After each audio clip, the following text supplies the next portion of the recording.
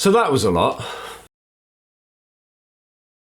If you look at everything you read in the news and social media, then it's honestly not hard to understand why a person might believe that we're currently experiencing an unprecedented wave of migrants flocking to the UK, committing crimes and taking away housing from the average Brit. But is that actually the case? This is going to be the first in a series on this topic, and hopefully it will serve as an overview for some of the areas we're going to delve deeper into in later videos. So if you want to see those, consider hitting subscribe. So I very briefly want to talk about the headlines that we showed at the start, to highlight just how inflammatory this topic has actually gotten. If we look at the type of language used, we start to see a pattern emerge pretty quickly. Inflammatory language has become the default across the tabloid media, and social media comments just take that energy and run with it. Fury, overwhelmed, is your area vulnerable? And I'm not even getting into the Facebook comments.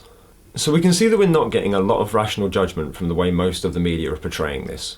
So what actually are the facts? Well, let's start strong with the point that I feel gets talked about with some of the most charged language. Who are these people? I'm sure you've heard the term fighting age males used to describe asylum seekers, and there's a reason why this has become such a common soundbite. It's a really good way to reinforce this idea of an invasion, that there's an army slowly sneaking into our country, ready to rise up at a moment's notice and impose Sharia law on all the good little boys and girls of Great Britain. But what does fighting age actually mean? Well, to join the British Army as a soldier, you have to be between the ages of 18 and 36.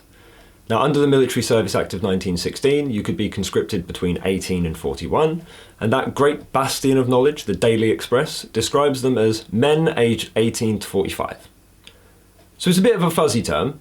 It would be a lot more accurate to just say young men, but that doesn't quite stir up the same emotional response. But does it fit the facts? Well, yes, to a certain degree. Government numbers show 62% of asylum claims made in the year ending June 2025 were made by men over the age of 18. Now that's not quite the 90% that I see quoted in right-wing tabloids daily, but I'm prepared to admit that it is a high percentage. However, when we stop and consider asylum seekers as people, like actually fully fledged people, not just some scary undercover Islamic Arnold Schwarzenegger, well, then a few more reasonable arguments as to why this might be the case start to pop up. First of all, and simplest, the trip asylum seekers take is a dangerous one. Crossing vast distances without knowing how you're going to achieve it, dealing with gangs and people smugglers, not to mention the racism and harassment you risk facing at every stage of your journey. This is not something for the faint of heart. Now, with that in mind, let's look at which group in our society is most likely to accept risk. Oh, what a surprise. Young men are more likely to take risks than women. I'm going to make an assumption now, that you, watching this video, are yourself a fighting age male. And if you're not, then I'd like you to pretend for a moment that you are. Imagine you were in a situation, the specifics don't matter, but you were told that your family, your friends, the people you care about, whoever, are in danger. And there's a chance that if one member of your group took on a great personal risk, then that danger could be averted. Would you volunteer for the risk, or would you leave it for someone else? Maybe someone older, weaker, more vulnerable? I would argue that no, you wouldn't. You'd pick yourself up and go and face that risk for the good of the group, the good of your family. Now you notice how I specified the risk had to be taken by one person? Well, that wasn't accidental. When we look into the cost of making this journey and compare that to the average wealth of the countries people are fleeing, it's obvious to see this isn't something that they're doing as a luxury. It's not a holiday. Let's take Afghanistan, for example, since a significant percentage of asylum seekers in recent years have come from there. According to the World Bank, Afghanistan has a GDP per capita somewhere in the region of $400 or £295, compared to the $52,500, £38,750-ish in the UK. Now it's hard to pin down the figures for exactly how much it costs to make the journey, but I've seen estimates ranging from £500 to £5,000 per person just to cross the English Channel, and you would need to get there first, potentially another £5,000.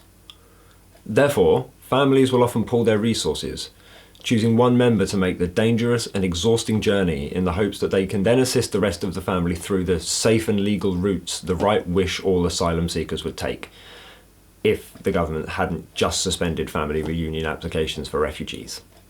Again, If it were your family making that decision, wouldn't you choose the young, strong members of it to make that journey?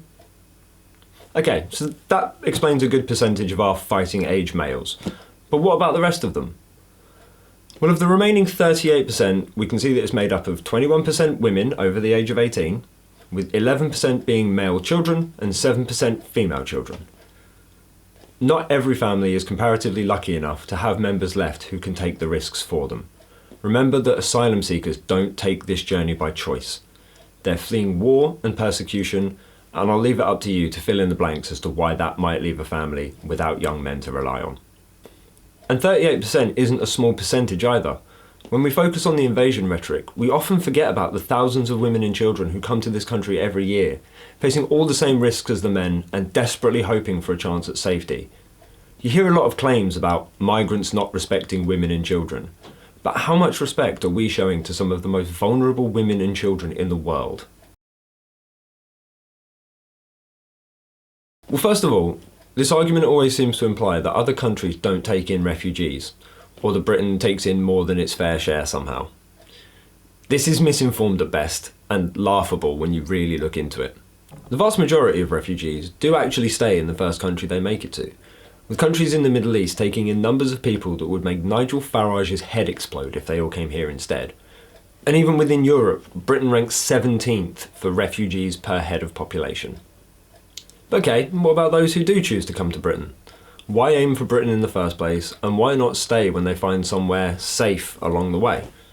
Well, there's a simple and a complicated answer for this one. Simply put, the vast majority of asylum seekers a country takes in already have some sort of relationship with that country. They might have family there already, they might be heading to existing communities from their country of origin, or they might simply already speak the language. I mean, think about it. If you had to drop everything and run for your life, wouldn't you try to go somewhere that you could at least speak to the locals a little bit? Where there might be some people who understand your perspective and what you've been through? The reasons for this are where it gets a bit more complicated. There's a recent Jimmy the Giant video that talks about this really well, and I'll link it in the description. But effectively, a big factor in which nations asylum seekers tend to go to has a strong link to which countries the host nation colonised in the past. Again, there are a few reasons for this, and again, one of the biggest is language. So in countries that used to be under British rule, England is still a popular language. In some cases, it's still the dominant language. In countries with a French colonial past, the same can be said about the French language. So it's not surprising then to see that a large percentage of refugees in Britain come from countries that were previously British colonies. Similarly, refugees in France often come from previous French colonies. I hope you're seeing the pattern here. And you don't even have to go all the way back to colonial times to see why a person might feel some connection to Britain despite living in another country. As I mentioned earlier, a significant proportion of people claiming asylum in Britain at the moment originally come from Afghanistan. Well, why might that be? Well, it might have something to do with the fact that as soon as Britain and the US pulled their troops from the region, the Taliban took control again and began a system of persecution against anyone who opposed them. Considering there were a lot of local people who had aided the British troops, filling roles such as interpreters, it's not unreasonable that they may then look to Britain when they need to flee their homes. Now, we can argue the validity of our time spent meddling in the Middle East. I think you can probably guess my views. But the reality of the situation is we were part of the causes of instability, and we have a moral obligation to help those who were affected by our actions. So this section should be a bit simpler because it's kind of just numbers and statistics, but before the numbers, you just need to make sure everyone is on the same page about some of the terms we've been using in this video so far. We've spent a lot of time talking about asylum seekers, but we've used refugees a couple of times too, so what's the difference? What about migrants versus immigrants? Now these terms often get used interchangeably, but they do have some specific meanings that it is worth going over. So asylum seekers are people who are fleeing their homes for some reason, usually war and persecution, and seeking safety in another country. Refugees are people who've made it through the asylum process and have been granted that refugee status in their host country. Migrants are just people moving from one place to another, and immigrants are people moving from one country to another. So all refugees are immigrants, but not all immigrants are refugees. Clear? Cool. So let's break down the numbers. There are estimated to be around 11.4 million people living in Britain with a non-British nationality. Now that's a big number, roughly 18% of the population. So how many of those are refugees? Roughly 500,000, according to the United Nations High Commissioner for Refugees, with around a further 200,000 asylum applications currently in progress. Of those waiting for their asylum applications to be processed, by far the group we hear the most about are the ones waiting in asylum hotels. So how many of them are there? Well, around 32,000. Now look, none of these are small numbers. 32,000 people is more than the population of the town I live in. But immigration, and specifically the boats, is the #1 political issue for most of Britain. And I can't help but feel like when you look at the numbers, it really does seem like it's being blown out of proportion. Like, the entirety of people waiting for an asylum decision to be made is the same as the attendance of Glastonbury. But people don't march in the streets about who should and shouldn't headline each year. So why do we, as a society, think this is such a big deal? Well, to figure that out, all we have to do is look at the loudest voices in this argument, and we can see quite clearly what they stand to gain from directing the rage of a nation at such a vulnerable group of people. In the UK, 90% of national newspaper circulation is owned by just 3 companies: DGM, News UK, and the Reach Group. Okay, that doesn't really mean anything to most people, so let's go a little bit further. DGM, owners of the Daily Mail, Mail on Sunday, iNewspaper, and Metro, among others, is owned by Jonathan Harmsworth, also known as the 4th Viscount Rothermere. News UK is the UK subsidiary of News Corp and owns The Times and The Sun and is the media mouthpiece of the Murdoch family.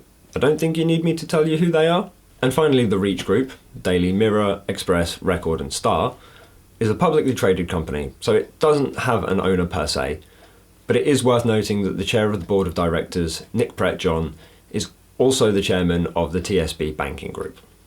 Put simply, the British media is almost entirely under the ownership of billionaires and serves primarily as a mouthpiece for their agendas. Look, society is insecure, and we have every right to be. For years now, we've seen declining public services, rising cost of living, stagnating wages.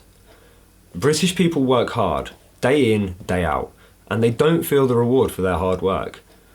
When the news they do find the time to read is constantly telling them that the reason they don't feel that reward is asylum seekers taking their tax money and living off handouts, people are obviously going to feel the system isn't working for them. But it only takes minimal fact-checking to see that this just isn't the case. The wealthy elite and media have an aim, an agenda, to maintain power and authority. In order for them to exercise that control, they need to manipulate. And the easiest way to manipulate is to target our fears and disinform us as to where your fears truly stems from. On a fundamental human level, we all share the same fears. We fear for ourselves, our families, our safety and our livelihood.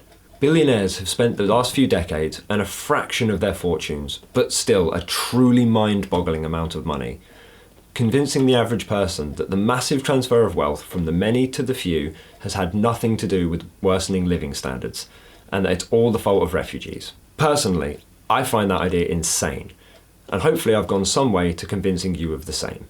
Stick around for more videos like this. Like I said, this is part 1 of a series, so if you do think we should have gone deeper into any specific aspects, then drop a comment. It'll help us massively with planning the next videos. If you liked any of our arguments, then consider liking and subscribing. We'll see you in the next one. Thanks for watching.